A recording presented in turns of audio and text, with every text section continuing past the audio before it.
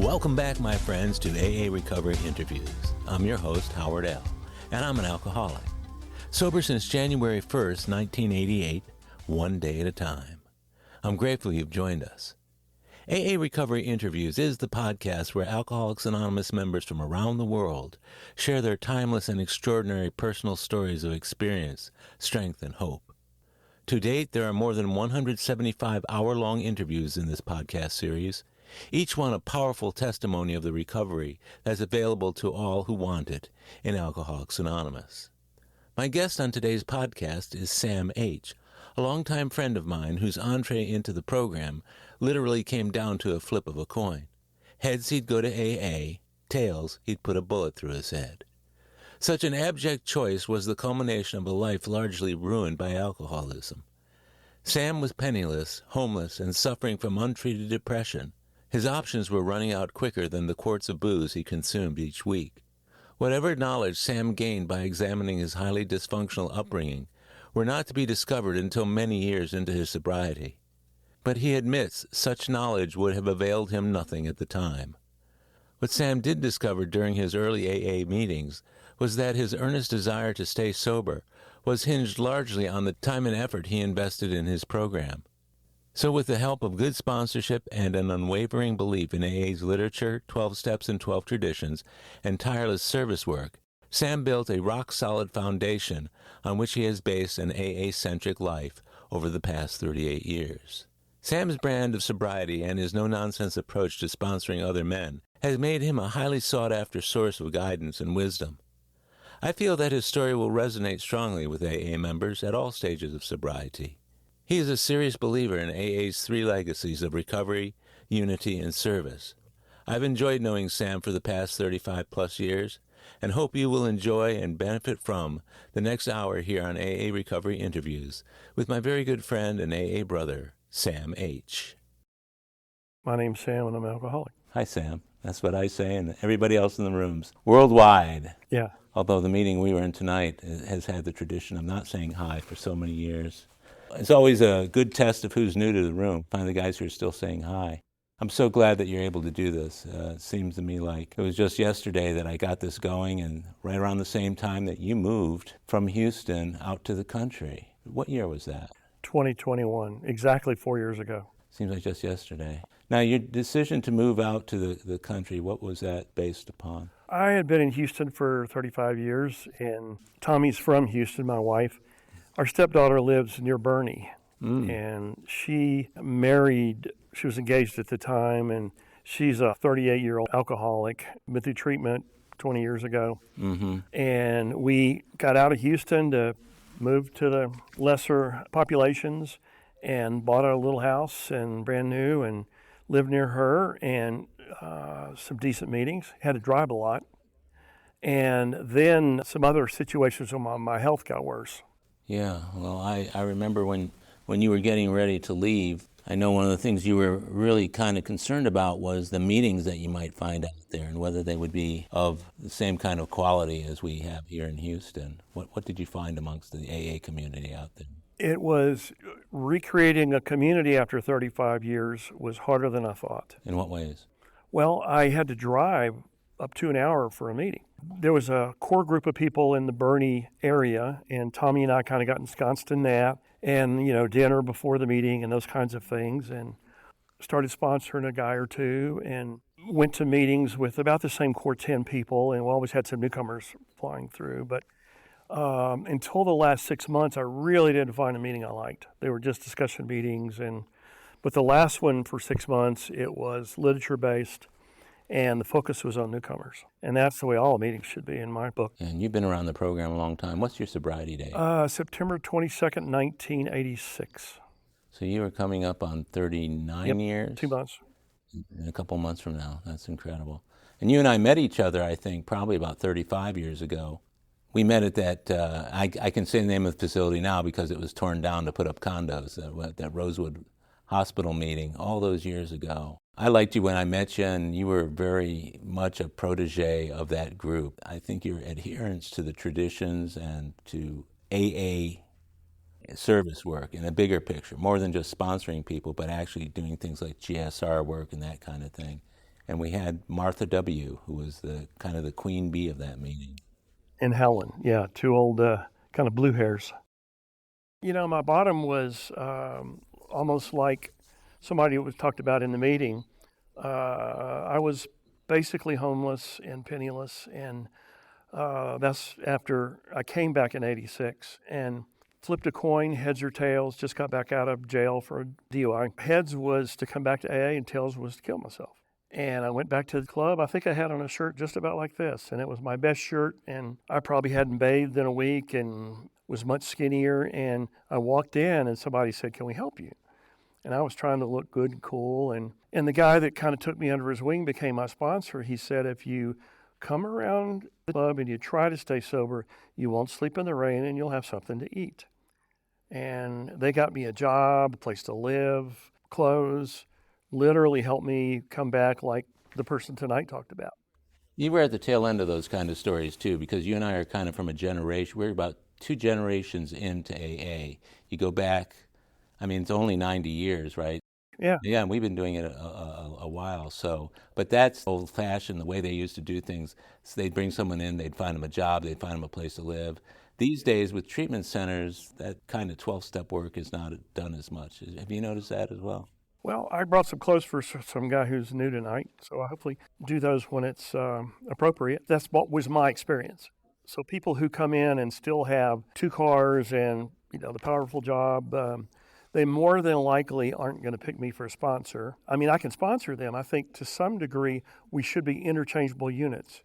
You know, Bill said that our job was to be an adequate presentation of the program. But first, all people see are the personalities. And I think through that, we get connected, hopefully, to the principles. In that, so we look for people we have something in common with, or in my case, somebody who probably prior military or police, who had maybe a little rough around the edges, had it coming up pretty hard. Those are the people that I can relate to more, like to come from one of the treatment centers that we were talking about earlier.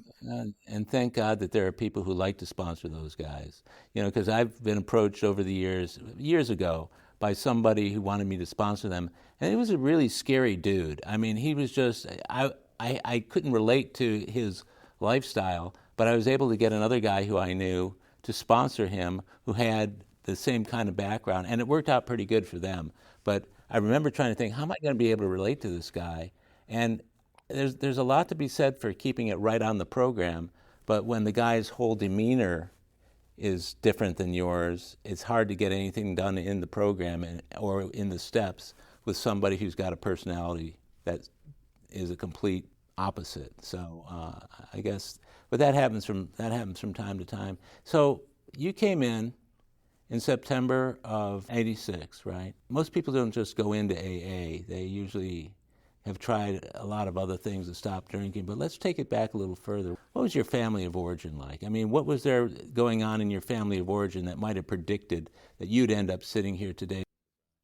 Probably not many, but I was raised on the beach of Florida, probably on somewhere between first and second base. I was kind of a sheltered little kid, and my dad was, he was an engineer, worked for the Air Force, and he'd been prior military, and so basically like an Air Force officer's brat.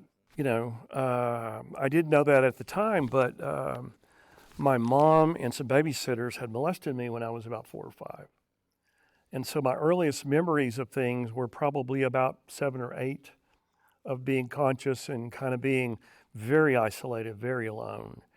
And some of the behaviors that came out afterwards explains that, but I didn't get in touch with that till I was probably 20 years sober in a therapist's office. And got out of high school, went in the military, and jumped out of helicopters and did some kind of neat things in the peacetime during the 70s.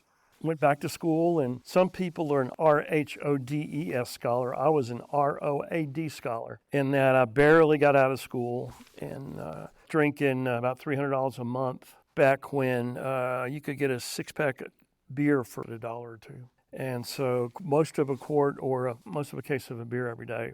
My social drinking was during high school. The first time I took a drink, I was 15. It was at a family function. And I know that my parents were there, and they were, at that time, pretty heavy social drinkers. This would have been early 70s. And I felt warm inside and felt peaceful. And so back then, I looked older. So at 16, I could go into a bar, and 18 was legal to drink. So did my social drinking from about 16 to 18. And when I went in the military, I was full blown alcoholic by then. But that was during the time when a lot of things would get you court-martialed today that we would do every day 45 years ago. Now, was there alcoholism in your family of origin between your parents and the extended relatives? My mother's father was an alcoholic, and my mom, who got sober a couple years after I did, she did some really advanced 12-step work. She chaired one of the biggest jamborees in Florida for that part of the country for about 10 years. And then about 20 years sober, she kind of stopped going to meetings, and then she stopped going to church. She stopped enlarging her spiritual life. And then 12 years ago, my sister and I made the move with the parents out here, the last stop, and she got on prescription medicine that she took that wasn't prescribed, and she got kind of screwed up, and so she died miserable and just a blob of self-pity. And for many years, I had a lot of issues with her I had to work through, but she died about 10 years ago, and I couldn't really deal with that for probably until about 3 years ago in terms of being able to forgive her. And part of that was me working through the abuse, but the other is when I see somebody just in self-pity, I hate that because it was my default measure. When I was able to just think she was an alcoholic who'd relapsed and was dying and with no program, that's how I would have been. Did it make it more difficult to face her with that kind of response because she had been in the program, she had known the gifts of sobriety, she had stayed sober, let's say even relatively happily, right, for 20 years, and then she goes off the rails, and the thing that would save her life again is the thing that she absolutely doesn't want to do. That makes it so tough to talk to people when you know that that's their mindset. How did you manage that? Probably not very well. I had made a decision at a therapist's office that even though my mom was sober and we had a pretty close relationship, there was always a wall there. And that wall was that the abuse. And I made a decision with therapists and sponsors that as she got older, I wasn't going to confront her with it because I would have probably couldn't have done it appropriately. And by the time she was of ill health and dying, she kept saying, "What's wrong? What's wrong? What's going on?" And I made a choice, hopefully a loving choice, to not tell her about that. So, she died with some unfinished business, but hopefully that was the better of the choices. My family is, of origin was not very close. We looked real good. We were upper middle class. I grew up on the beach in Florida and had my own sailboat and surfboard. And my sister is 2 years older and was like number 2 out of a class of 700 and went on to become a CPA and did extremely well financially. She was a big CPA for Shell. And I had to literally, when I got out of school, I had a couple of corporate jobs, and then I came to my first meeting when I was 23 in school, 44 years ago. And that was the only place to go, but it was in a little town in Alabama in the basement of a church. And, there were old people and, what it looks like in maybe some of the old movies in the 50s. And what made you go there, though? I mean, what was there going on in your life that? It was suggested that I get some help.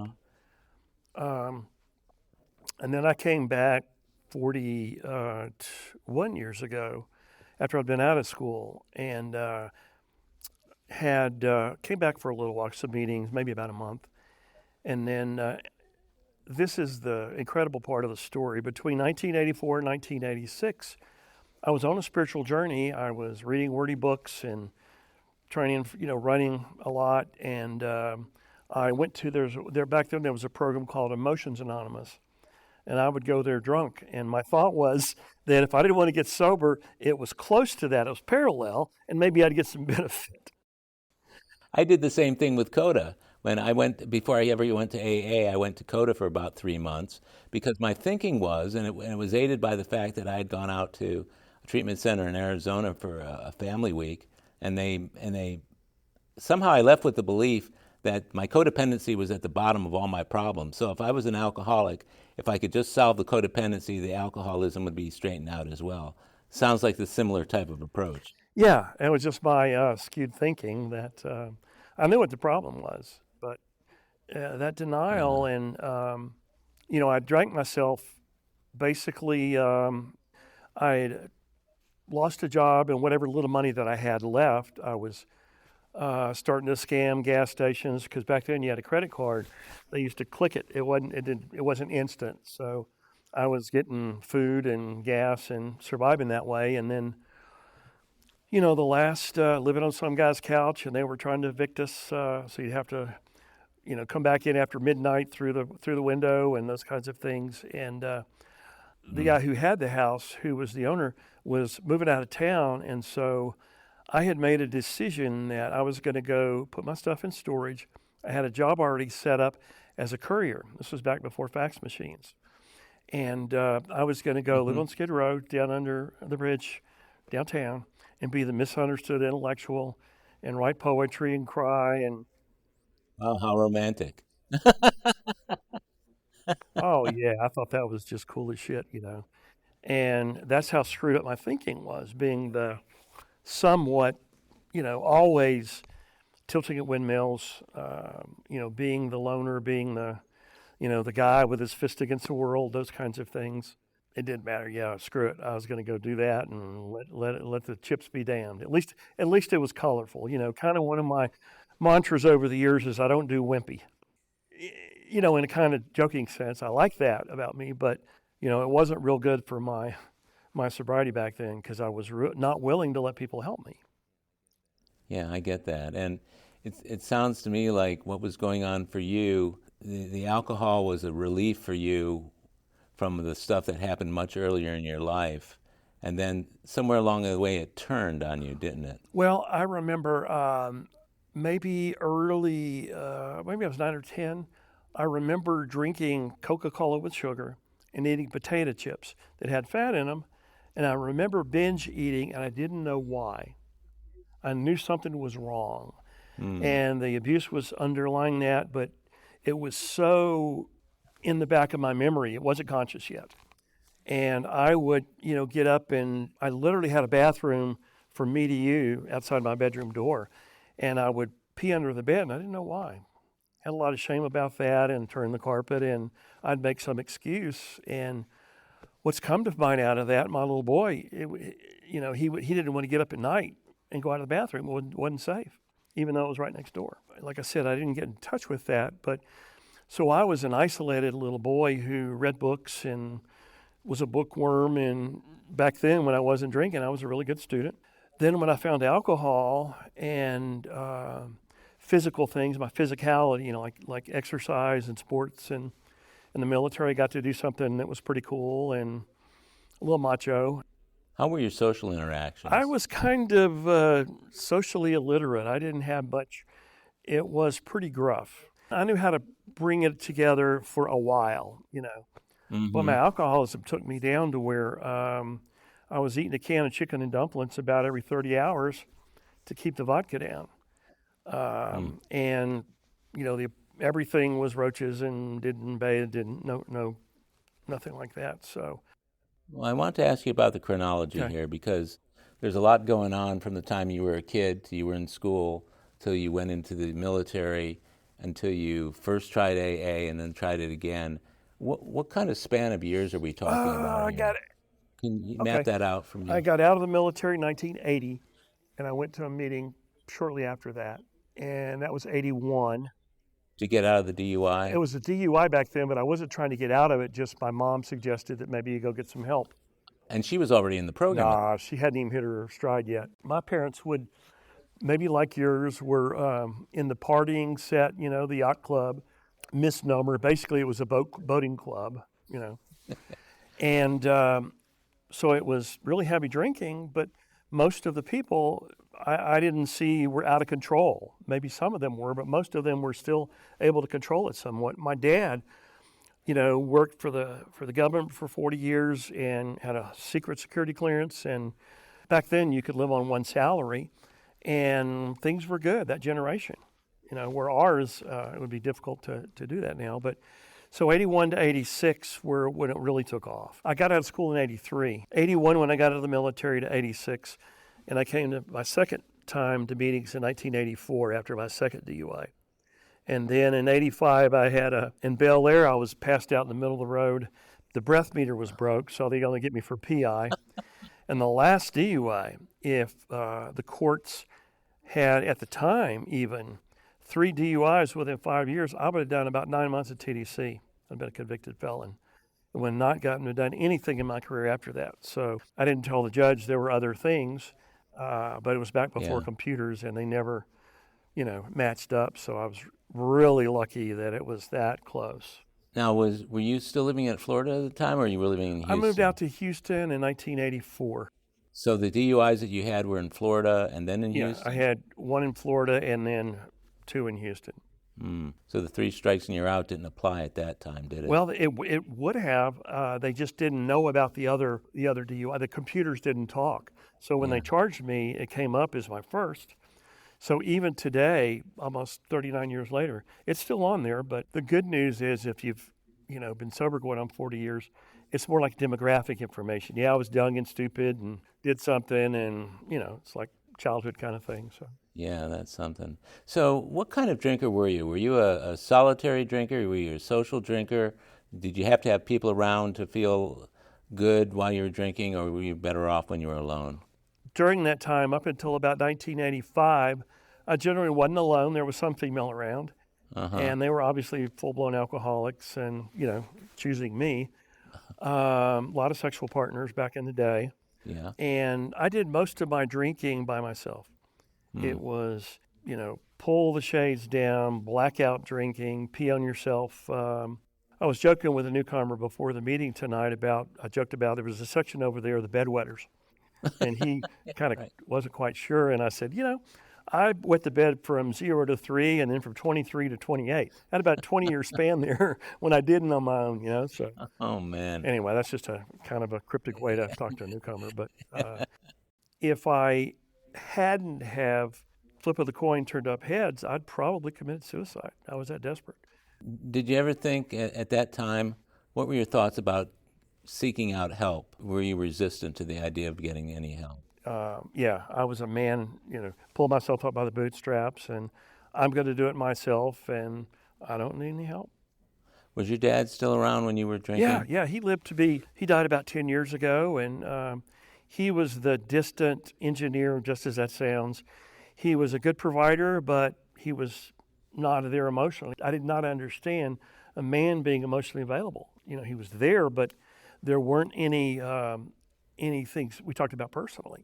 It was all about world events or, things that were going out here, politics and religion and things, but good for drawing room etiquette, but nothing personal. I didn't know there was an inner life until I started drinking, and that opened up some level of emotion, even in trying to connect, that. With your dad? Yeah. I remember his 50th birthday. I was 25. It was at the yacht club, the boating club, and I wrote him in an envelope. I said, "I love you," and I gave it to him. And he looked there, kind of speechless, and I think I had a little tear in his eye and said, "Thank you." And that was the most we had ever talked about ourselves or any kind of relationship until he was dying. Did he ever acknowledge the fact that he might be an alcoholic? He probably was at the end. But he didn't have any of the consequences I did. He never lost a job. He never missed a payment, those kinds of things. Financially, he was secure.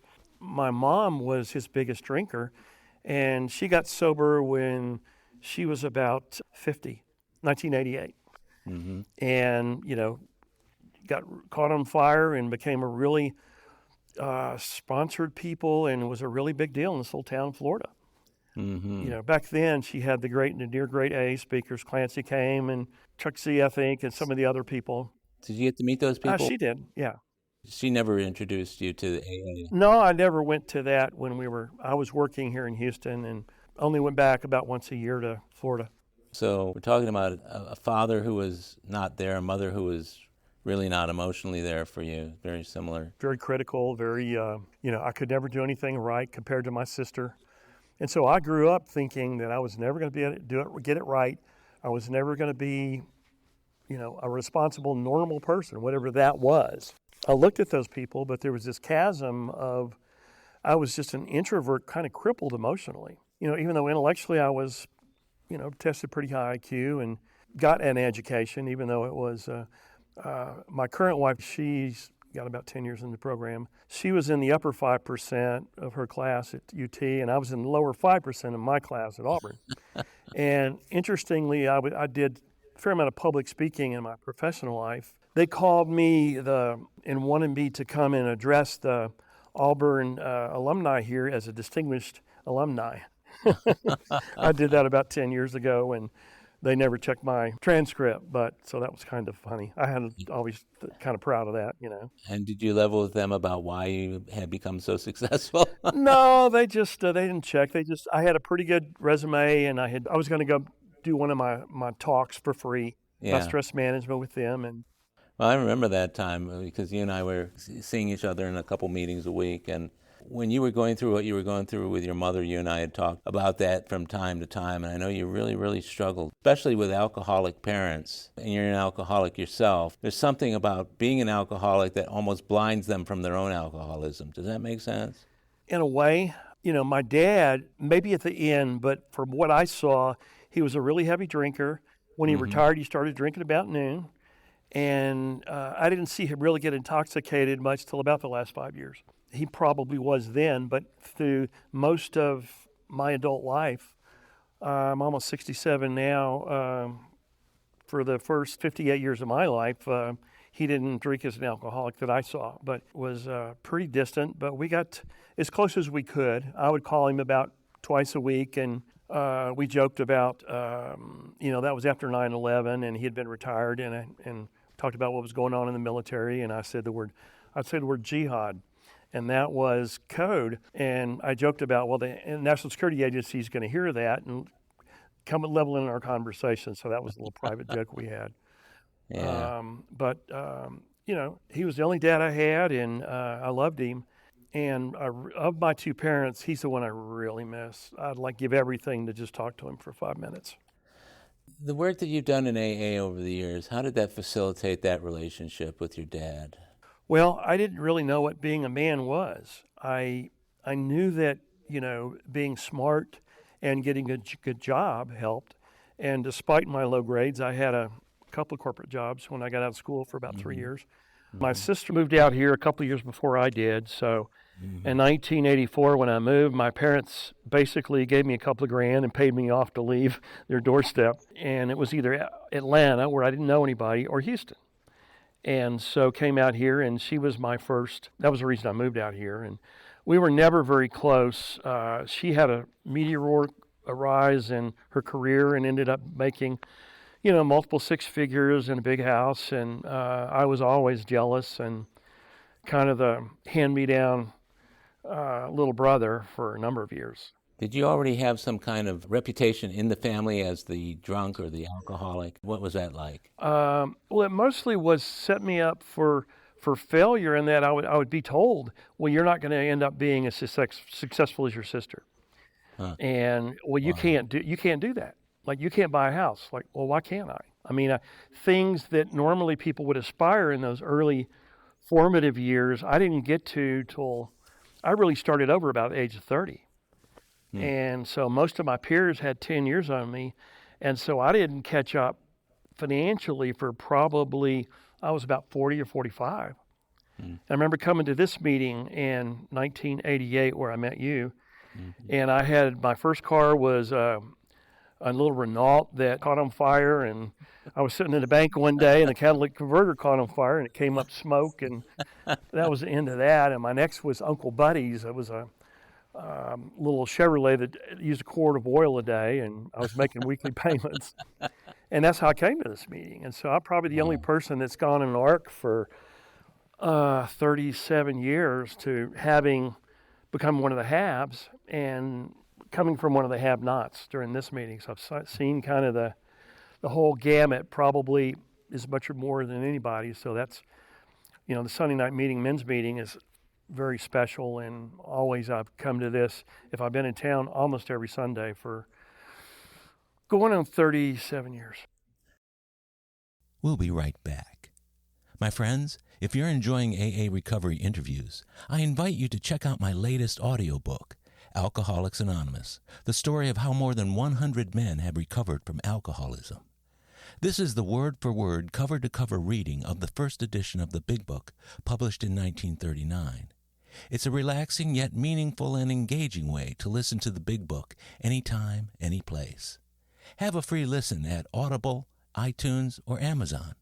While you're there, search for my other audiobook, Lost Stories of the Big Book, 30 original stories from the first and or second editions missing from the third and fourth editions of Alcoholics Anonymous. It's an engaging audiobook that brings these stories to life for AA members who've never seen them. These timeless testimonials were originally cut to make room for newer stories in the third and fourth editions. But their vitally important messages of hope are as meaningful today as they were when they were first published. Many listeners will hear these stories for the very first time. It's also available from Amazon as a Kindle book or in paperback if you'd like to read along. You're going to love it. And we're back. What did you think about the early meetings when you finally came in on your sobriety date, or right after your sobriety date? What did you think about AA? What were your feelings about the program, and whether or not you could really be helped by it? I was so shut down and so toxic. I didn't go through treatment, but I should have. I didn't know I was detoxing in AA, and I probably didn't have the overt DTs, but I had drank so much alcohol by the time I was 28 that I was almost dead. And so many people who, that 10 or 20 years of having some level of success and then having the problems start, mine started early, male to male, type 2, I think. Also, I remember a little background. My family's got a history of depression. And I remember I was 15 years old and right before I started drinking. And I remember my mom saying, snap out of it. I was just depressed, and they didn't know any better 50 years ago. Right. And but I was severely clinically depressed. Found alcohol shortly after that. So you could say that alcohol kept me alive till I got into recovery. Because I doubt if I didn't have alcohol, I would have either been in prison or I would have offed myself. There was no inner life, and since out here wasn't good, there weren't choices that I could see. So I came and hung on for dear life. Well, our stories are somewhat alike with that, and over the years, you and I have talked about it a lot because I suffered clinical depression pretty much my entire life. Didn't really do anything about it. Well, I lived with it, and while I could drink and use drugs, it was like you. It kept me going, kept me alive. Meeting depression with a depressant doesn't factor out real well, but when I stopped drinking, started seeing a therapist a couple of years later, I remember when he suggested to me that I take some medication, and I brought that news back to my group. In fact, I think this might have been one of the groups I brought it to back when there were maybe 15 or 20 men in that room. And I remember the response I got from people was, you don't need to be taking pills. And for a good period of time, I listened to their advice, and I was getting worse. The kind of advice like, well, just write a gratitude list. So I wrote a gratitude list, didn't feel any better. Everything was going okay in life. I just felt like shit all the time, right? And so all the advice I was getting from them, you and I have talked about this over the years, was the kind of advice you give somebody when they've got the blues and you know what it's like to have the blues, but neither one of you have clinical depression. Did you face that sort of thing when you came into the program? Well, I was in the wave of, in '86 up on the north side of town, treatment centers were coming up on every corner, and I started leading meetings at this treatment center there, like 30 days sober. 90 days I was sponsoring people, working with them. So that old school AA, I did a shitload of 12-step work. And I think coming back, the spiritual part of the program, if you will, finding God, was a very lengthy process for me. That was a challenge for you, Yeah. wasn't it? What difficulties did you have with that process? Some big people did some, in the Baptist type church, did some bad things to me and told me I was going to die and go to hell. And so I turned my back on that at 15, started drinking. So that was another way that help with the depression and deal with that stuff they were telling me. I got sober and, like a lot of people, wanted to be a do-gooder, so I went back to school and became a counselor and a social worker and worked with addicts and alcoholics. Hopefully I didn't kill many. And went to work for the Mental Health Authority and did psychiatric social work at a pretty high level for about 6 years. Mm-hmm. And so then I was in a place to confront some of those people and saying, there's a difference between the types of drugs. Antidepressants just simply help your body prime neurochemicals that should be there. And some of those old people killed people in AA. I think that was, time and place, the World War II generation. They didn't know any better. But today, if I heard that during the meeting, I'd stop the meeting and say, time out. This is going to kill people. And one of the reasons I think that kind of attitude persisted for as long as it did was because there were very few people willing to open up about their own clinical depression. Early on for me, I didn't want to let on to others in the room that I had this thing, a sign of weakness, a sign that I wasn't getting the program. And plus, people were saying, well, you deal with this depression thing by going to more meetings or by doing all this, read more, pray more, whatever the other things that they told me to do more of, I did more of, and I still felt bad. So somewhere along the way, I made the decision that I'm going to start talking about it. And I remember you and I were some of the only people in the early meetings to be talking about it kind of outwardly. And it never failed, Sam. At the end of those meetings, people would come up to me, and they did to you too. They'd come up and they'd say, I'm so glad that you brought that up because I've been struggling. I did a pretty good amount of therapy. I wanted to try to do some family emerging work, which was obviously there. And then I went and got assessed by a psychiatrist. I knew what the answer was going to be. And I remember when he put me on Prozac was the first drug, and it only came out in like 88, and this is like 1990. And within about a week, it was like the window was blurry. And so depression, in terms of my life function and my inner life, has been just as devastating as my alcoholism. During this period of sobriety, I probably had 3 or 4 times where the meds stopped working, and as you know, you got to get off of them and go try something else, and that can take 6 months. And you kind of just put your head down and go through it. I'm on a pretty good run now, and I'm pretty stable, but, as you've commented, those neurotransmitters, they need to be tweaked sometime, and luckily today we both are pretty knowledgeable, and that's one of the things that self-knowledge and self-will can help with, are other related disorders. Absolutely. Well, it's interesting how people often refer to Bill Wilson's depressions and how he had such a bad depression at age 15. And then once he and Dr. Bob had started the program and it was well underway, he had additional bouts of depression that were really debilitating in a big way to him. I'm glad that you and I talked about it over the years, and I think you just put your finger on one of the things that happened where bad advice was given, and it might have actually... It killed people. I don't know if I'd go that far, but I guess it I did. would. In that somebody did get on meds, and they probably relapsed again, and it had to be at least one person. Maybe my view is a little broader than you since I was doing that for a living, but my program is very old school, what they call mechanical AA. Rote prayers, go to a meeting, talk to a newcomer, always, even to this day, if there's a newcomer in the room, 8 or 9 out of 10 times, I go up to them after a meeting, give them my information still. Yeah. That's all I'm required to do. Tell them I'd be glad to help them, and, if they call or text, I'll chat with them and either take them on as a sponsee or try to get them, directed somewhere. I was never that good at being that bad. I mean, except for a little small, shoplifting before I got sober to eat. Like somebody else in the meeting who said there's, the second step has been the hardest for me. And only looking back, when they talked about lack of power was our dilemma, and we had to find a power greater than ourselves. When I meditated, I thought of an aircraft carrier. I'd been on one of those. I did two forward deployments on one of those as a helicopter crewman during the Cold War. And so I'd been on a nuclear weapons loading team, so I knew that was powerful.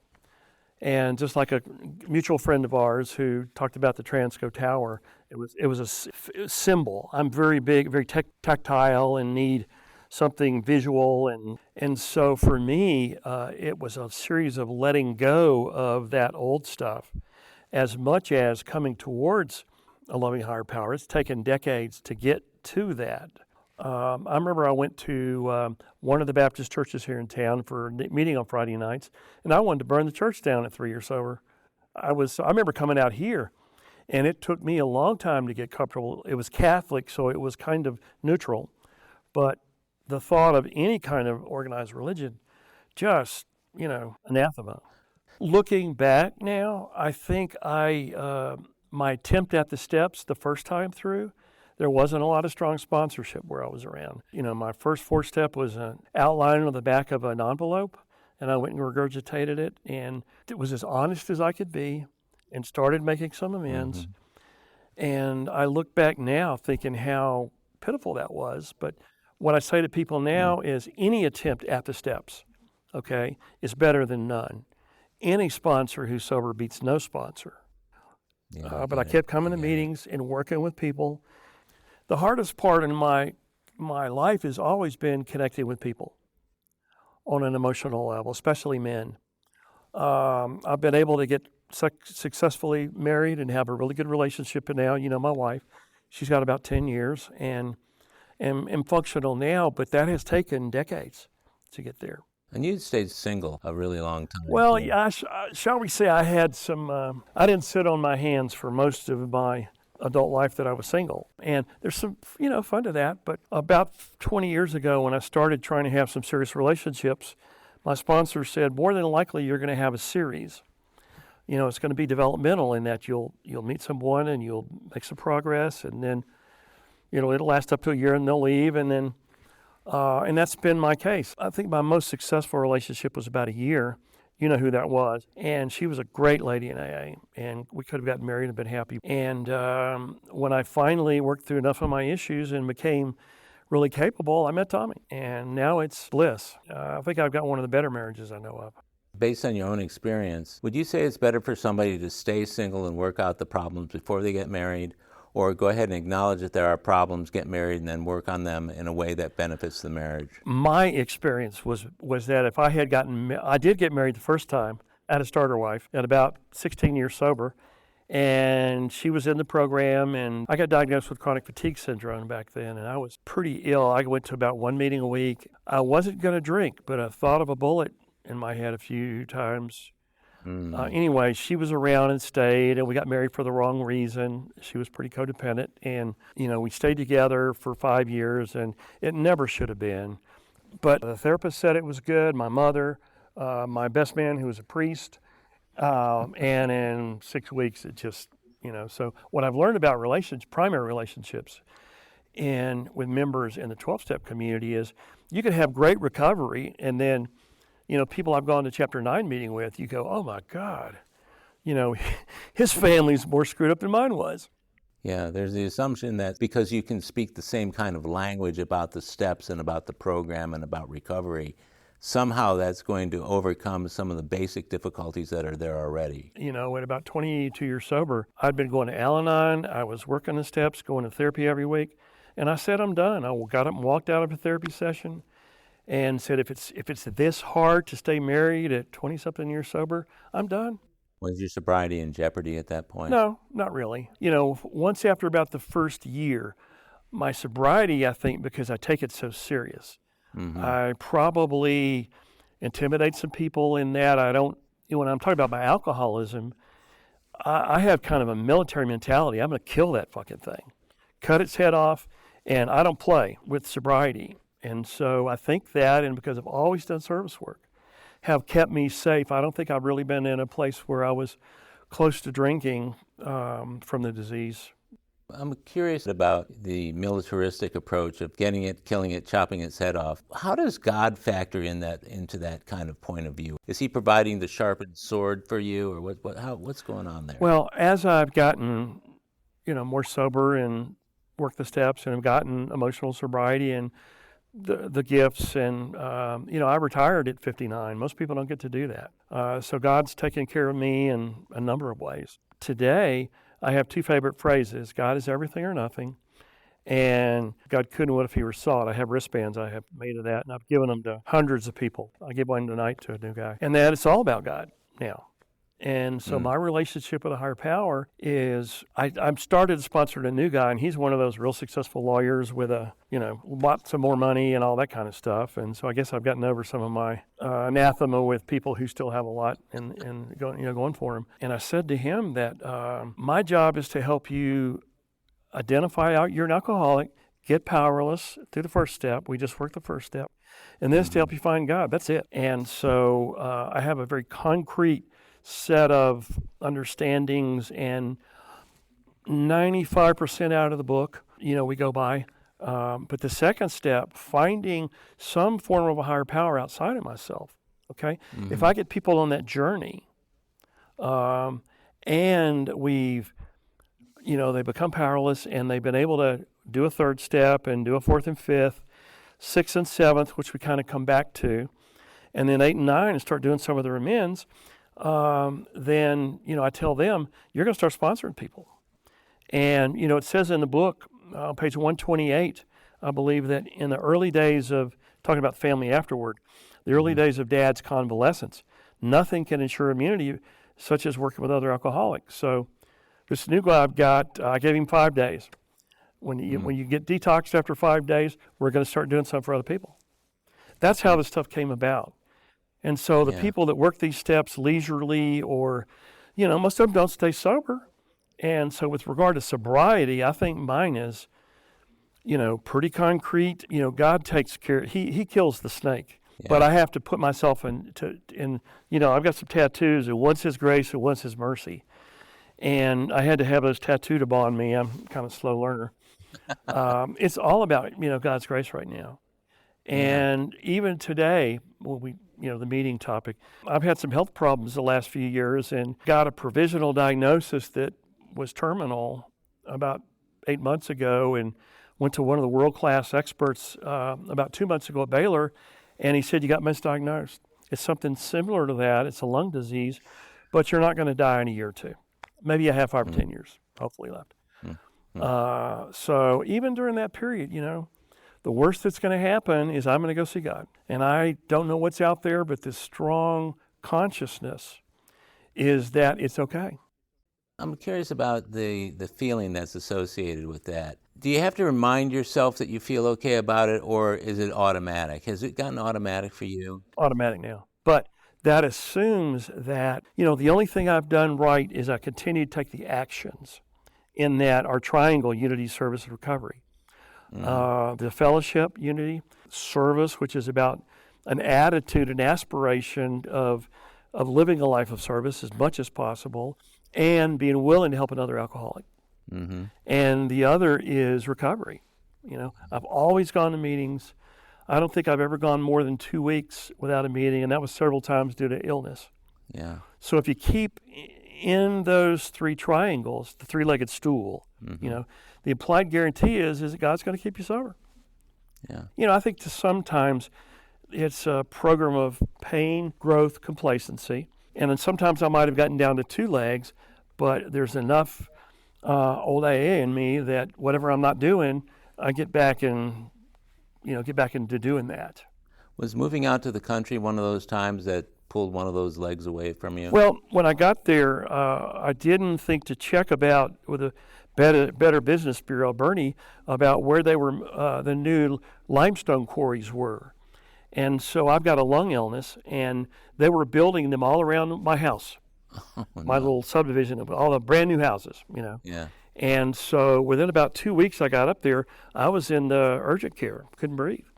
And 6 months later, I was in the hospital during COVID and got septic and saw the white light and got diagnosed with silicosis, which basically I can't be around any type of particulate matter in the air past a certain point. Yeah.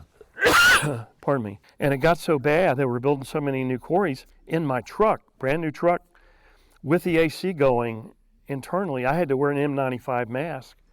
And so we were there for about 2 years and put my house on the market, and I got my dogs in my car, and we rented a house sight unseen. And I moved back, and we took a $100,000 loss on our house, and moved back here about a year and a half ago and kind of started, over again for the fourth time, but I was going to die. And so came back here, and the air is better, but I'm still having some issues. And I've had about 2 bouts. The last bout was about 3 months ago, and it put me back to where I couldn't walk across the room, and I couldn't breathe, and no energy, and pretty shut down and depressed. Still went to meetings, still talked to my sponsor, that old AA that we came in with.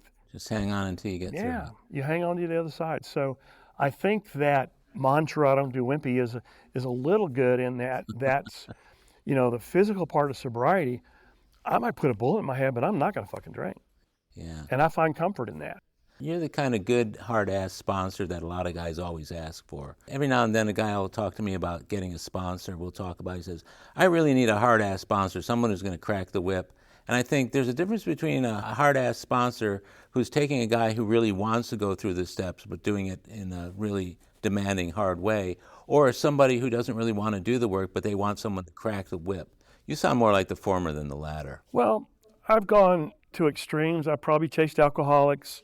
I had been going to a treatment center, one of the best ones in town, every Monday with the men, and it was very 12-step oriented at one time, but now it got bought out in California, and they just do general, mental health. And so they got to where they don't give the big book. They don't. You have to go. You can buy one in the gift shop for $35. Oh, and I finally decided I can't do that anymore. So there aren't any good treatment centers around anymore that I know of or that really talk about recovery. They drive people out and they get them detoxed. But after that, I think because I'm a little aloof and I'm shy, I'm basically an introvert, sometimes that comes across as arrogance or aloofness. I have to watch self-knowledge and self-will because those are appropriate in certain areas, and I've made the mistakes of, thou shalt, but I qualify someone just like in the big book, page 43 at the top of that. When you drink too much, can you control it? And then when you don't drink, do you have the power of choice to stay dry? Yeah. Simply put. And if they get that qualified to me, that's how they did it in the early days. And then the sponsor would go to the group and they'd vote on where they bring their protege in. And then they do the third step right then. So Yeah. I think maybe we should get back to that. That ought to help a little bit. Well, some of that fundamental stuff is still really strong and important. One of the things I'm most excited about going up to the International Convention is because there's still a lot of that to be had by people who are willing to take the time to do it. And I know the service work that you've done over the years and watching you in and outside of the rooms and how you handle the kind of guys who might approach you or that you approach who want it or don't want it. I mean, that makes all the difference in the world. One of the things I was wondering about, because I see you and your wife in a few meetings together, some married couples can go to the same meetings, some can't. What makes it possible for you and your wife to be able to go to the same meetings and yet still be able to have your own programs? Good question. I stay out of her shit most of the time. We generally go to Saturday morning at one of the clubs. Right. And I go to the other meeting, and she's in the other one. On Tuesday, we go to one of the churches, which you and I go to. I've got to start a new job in a couple of days, so my limitations of daytime meetings. I almost invariably just go to men's meetings, except for those two, and it'll get down to where probably just on Saturdays. Mm-hmm. She works her program, I work mine, but, we respect each other. She loves my ass for some reason. I mean, I'm married way above myself. And she's sweet and smart, very loving. And I guess I'm just going to keep doing it. I guess I've got her fooled. No, I don't think so. I think she's got a good picker and you're the guy she picked. And it's always good to see you guys in the same meeting together. And the rare occurrence of you both getting the chance to share in the same meeting. What's interesting about it is I've never heard you in a share or heard her in a share refer to their spouse in a way that would be contradictory or conflicting or whatever. I've actually seen over the years, I know you probably have too, where a married couple are in a meeting together, especially like the Chapter 9s. One shares and then the other is like a rebuttal. And it's like they refute what the other person is saying. And I'm glad that you and she get the same good feeling out of the meetings. Well, the meetings generally ought to be literature-based meetings. Yeah. On Monday, we go to a book study, and on Friday, there's a step meeting. And for a number of years, I went to either or one of those. You know, when I came in, there were primarily speaker meetings, and there were literature meetings. But this general discussion about what's your day like, well, who cares? You know, that's not what the meeting's supposed to be, a junior therapy session. Yeah. It's supposed to be about, in my opinion, focused on newcomers, and meetings that we've gone to, you know, after a while, they all kind of have cycles. The Rosewood meeting that we talked about, I went there every Thursday for 25 years. Yeah. And it kind of just got stale. And that's because we didn't have newcomers coming in. And the Sunday night meeting here, we have newcomers. All the time. And so it keeps it fresh. And it ought to be about the steps and God and getting and staying sober. Yeah. Everything else we talk about before the meeting, after the meeting, go to Denny's, School Way, and you know, if I have some experience in that, I'll share it. If not, I know somebody that does, and we can help perhaps at least get them in the right direction. Do you, in looking back on your AA program, do you have any regrets about anything that you've done in the program, something that you omitted to do, or something that you did do that you regret having done for either your own sake or the sake of somebody else? Well, I didn't use the format in the big book for the fourth and fifth step for a long time. Really? I read it and didn't make sense. And so the first ever 4 steps I did were with a Hazelden guide or something else. But, you know, now I got it. I don't think that's easily explained in the book. And today it's about resentments, and in that when I got here, I didn't have any resentments. It was all fear. And so it took me a while to get some resentments. So mine was all fear-based, and it was about getting it out. And also, you know, in the book it talks about trusting God on that. And the resentments, it's about accepting where they're at, not accepting unacceptable behavior, but, you know, like my mom, where she was at, I can't change her. And unless it's appropriate to address it, my job is to leave it the hell alone and only deal with my behavior.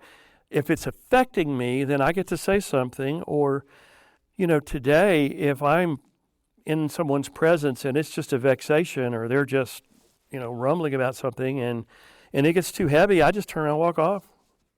My serenity means so much to me, and I'm not going to let anybody just dump. You know, I'll give everybody 5 minutes to whine. I want mine.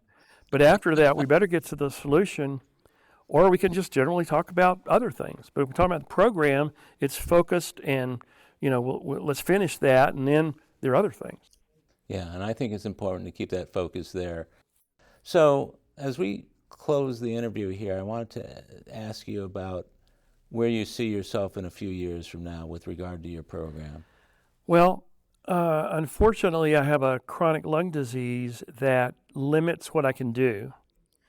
I can walk for a block or two, and I wear a mask outside, and it looks like I'm but it's with the air, and for the most part, I live indoors with that, and I've learned to accept that for the most part. But if I continue to live, I'm actually starting a job. I'll tell you about it when we get off, but it's not wimpy, and I think I'll be good at it. It's something that I did almost 35 years ago.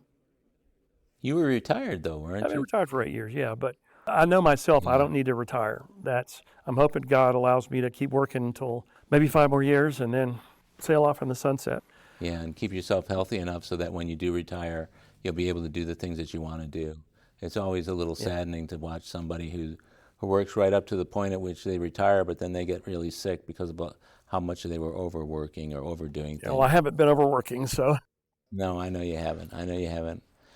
Well, Sam, this has been great. You know, just to kind of catch up with you, because I think since you've been back, you and I haven't really had the chance to sit down and just talk heart to heart in quite a while. This was a great way to do it in a format that allows your experience, strength, and hope to permeate the alcoholism sphere out there, whatever it might be.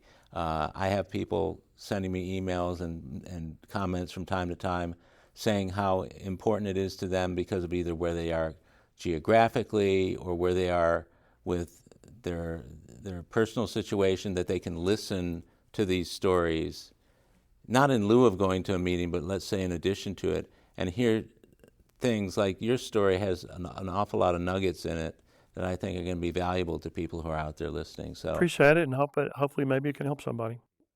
yeah, I think it can. And I've always said about this podcast, if it helps just one person, we've done our job. You've done yours, I've done mine. But it's great to be able to catch up and reminisce and do what we've done tonight. And again, thanks a million for doing it. I love you, brother. You're a good friend, Love you and too. you've been a strong influence in my sobriety along the way, and I appreciate that for all it's worth. Thanks, Howard. Thank you, Sam. Well, my friends, that's a wrap for today's episode of AA Recovery Interviews. I want to thank my guest, Sam H., for sharing his story, and thank you for tuning in. If you've enjoyed the interviews in this podcast series, will you please do a little service by spreading the word about this rich and meaningful listening experience? This show is another helping hand we can all extend to alcoholics everywhere. AA Recovery Interviews is available on Apple Podcasts, Spotify, YouTube Music, and all other podcast providers. Or visit our website, aarecoveryinterviews.com, where you can listen to every episode of AA Recovery Interviews. And if you want to contact me directly with any comments or suggestions, simply email howard@aarecoveryinterviews.com. Please also take a minute to leave a rating and review on Apple Podcasts, Spotify, and YouTube Music. By the way, this podcast strictly adheres to AA's 12 traditions and all General Service Office guidelines for safeguarding anonymity online. I pay all production costs, and no one receives financial gain from the show. AA Recovery Interviews and my guests do not speak for or represent AA at large. This podcast is simply my way of giving back to AA that which has been so freely given to me. The next episode of AA Recovery Interviews is on the way, so keep coming back. It'll be here soon.